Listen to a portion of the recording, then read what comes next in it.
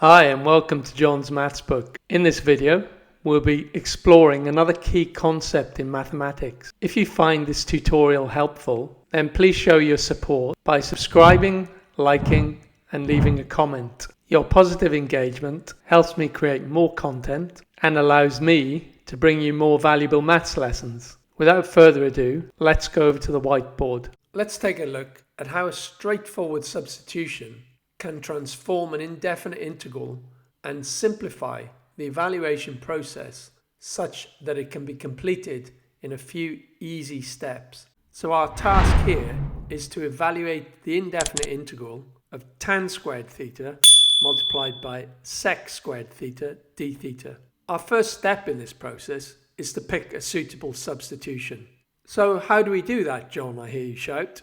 Well, we can see that the integral involves the trig functions tan and sec, and we know that the derivative of tan² is sec²θ, so this should give us a big clue. So with this in mind, I'm going to let the variable u equal tan², and in this instance, the derivative of u with respect to theta is equal to sec²θ. It therefore follows that du is equal to sec²θ dθ. So now we can go ahead and substitute for tan² and sec²θ dθ in the original indefinite integral of tan²θ sec²θ dθ. So in the original integral we have tan²θ, and we're making the substitution where u is equal to tan². So we have u². And in the original integral, we have sec²θ dθ, and we know that sec²θ dθ is equal to du.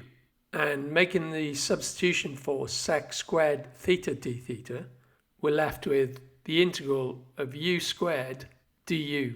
And using the power rule to evaluate this, we have u³ divided by 3 plus a constant of integration, which we'll call c.